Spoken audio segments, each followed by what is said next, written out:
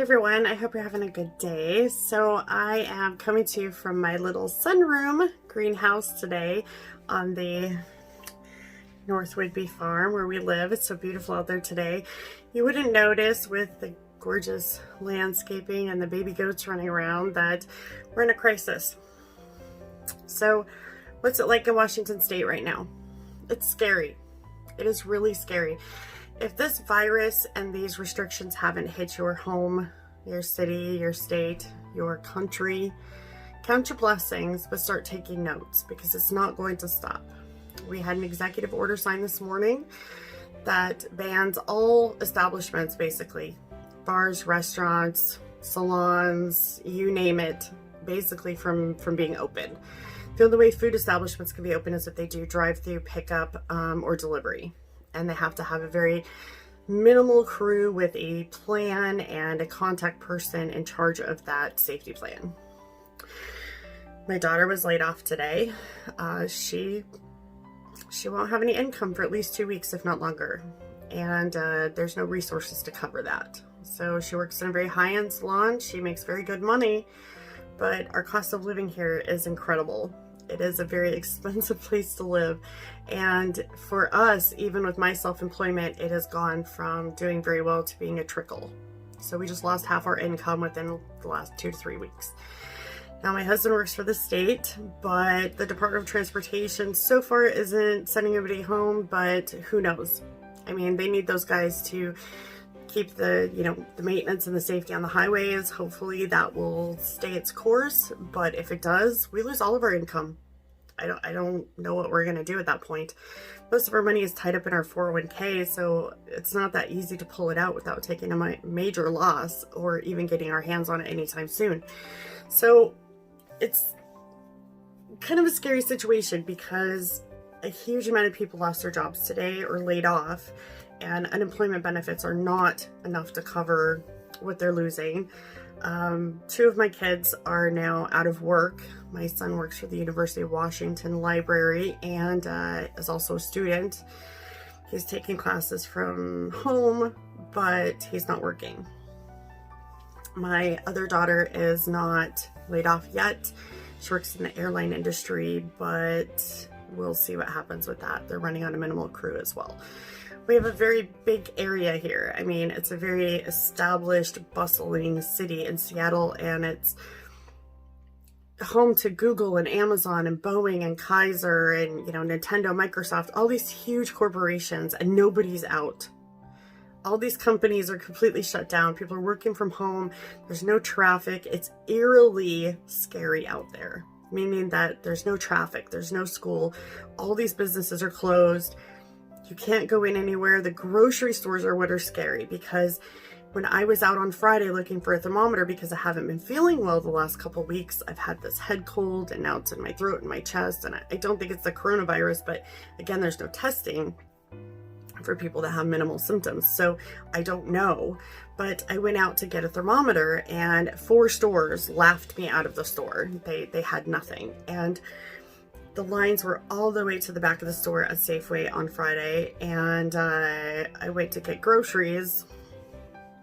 No staples, nothing, no flour, no sugar, no eggs, no meat, no frozen vegetables, no nothing. You could buy perishables, which you can freeze, but everything was gone. There's no diapers, no formula, no nothing, no medicine. It's all gone. It's all wiped out. Anything that isn't wiped out is an ungodly amount, and it's almost price gouging, but it's not quite there. It's just very limited supply. And as fast as they can stock it, it's going out the door. People are fighting over toilet paper and baby formula. I see moms on the sites that I'm on, begging to trade diapers for wipes and diapers for formula or vice versa. And it's scary because we are about 2 weeks away from mandatory lockdown and curfews. It's gotten to that point. We now have hundreds of thousands of people out of work with no resources to cover that lost income. We have a huge amount of homeless population here, an incredibly high cost of living, and not enough resources to cover it. So yes, we have activated the National Guard in our state, but that does not mean that they're out, guarding streets and things like that. They're just there to support medical staff, open up more resources, and support the emergency management, the emergency management system. So we live on an island that is more of a military base. It's the Naval Air Station, and we're civilians on the island. There's a lot of military personnel here with very, level-minded people. But people are still panicking and going out and buying everything they can. They're scared, and I give it a week before people start hoarding gas and water. We're at that point. Like I said, there is no testing available to, regular people who are maybe a little bit sick or have loved ones that are, immunocompromised. My son is immunocompromised. My mother-in-law is in her 70s and has every risk factor possible. We don't know. We don't know if we're sick or not. And because you don't show signs of it for, up to 2 weeks, how would we know? So we just have to be very careful and not go around people. We have to kind of self-quarantine and isolate and make sure that we're not exposing anyone just in case we're carriers of it. We don't know. But the testing isn't available to regular people. So hopefully the home test kits by the Gates Foundation will be out this week, if not early next week at the very latest, so we can at least start there. But all the hospitals, the doctor's offices, everything is just oversaturated. And my niece is a nurse at a local hospital. She's working incredible hours, and it's getting scary, you guys. Yes, the virus is scary, but it's more the people panicking that I'm worried about, because we are very close to martial law at this point. I mean, it's not going to take very much. Once the courts close, if you don't know what martial law is, I would look it up, because we're at that point to where, unlike any other state, New York is right there with us. We've got, guys, we've got Canada, who just announced closing the border, and the people that we rent our house from are actually from Holland, and they were supposed to come home the first week of April, and now we don't know when they're coming back. So we've got some major issues going on. Our governor is basically saying, I strongly suggest you self-isolate, and you only go out if absolutely necessary, protected. And if you don't, I will do it for you. And that's what just happened with this executive order today. Because just this weekend, the bars were flooded with people. They were just kind of ignoring it. And we have 800 cases in our state. It was close to 800 this morning when I looked. It was like 792. And 42 confirmed deaths due to the coronavirus. Now, what the numbers don't tell you is that I believe it was 27, it's either 27 or 23 of those deaths came from one facility. And actually, it's from my hometown of Kirkland, where this long-term care facility wasn't taking precautions when there were sick people in their facility. None of their staff was taking precautions, even though it was an order from management. They still weren't taking precautions, and they helped facilitate the spread of this virus throughout our region, which is very sad. But with all of that, most of us are pretty much on lockdown. It's voluntary. But now we can't go to work. We can't go out places. The grocery stores are nothing but a war zone. And I give it a very short amount of time before they start hoarding gas and water. It's going to get crazy. So if your state, your region, your country, your area has not gone through this yet, do not count it out, because I did. I didn't think we would get there. We only have about a 2-week supply of food and resources because we were moving and didn't really expect to have to do this. But when I went out to get resources, there weren't any. We're going to be financially strapped here very, very quickly, and no way to recoup that money. So I don't know what we're going to do. And that's a lot of people in our state right now. We are banned from working. And that is a very scary situation to be in. So my kids can't go to work.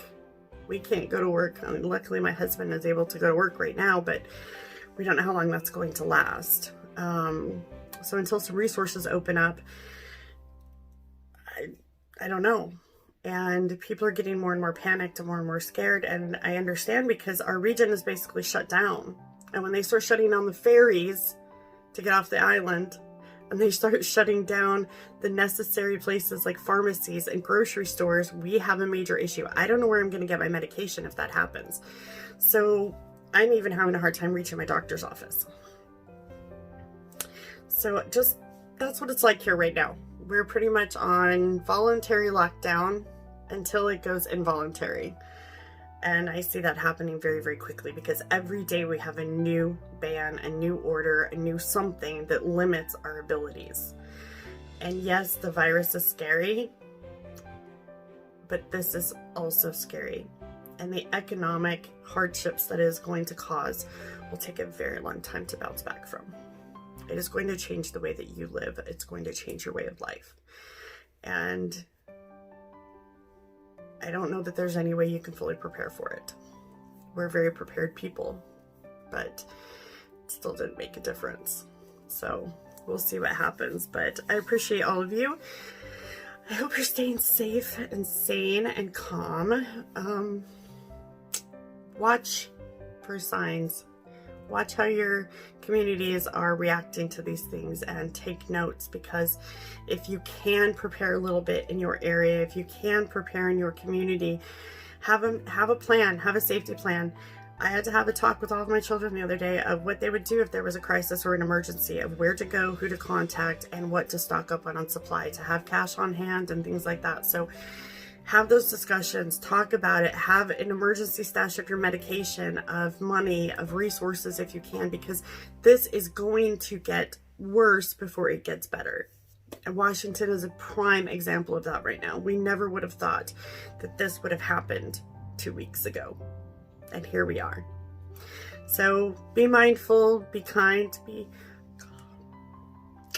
calm, and take notes. But otherwise, I will see you guys in the next one, and I'll keep you guys updated. But for now, it's farm life.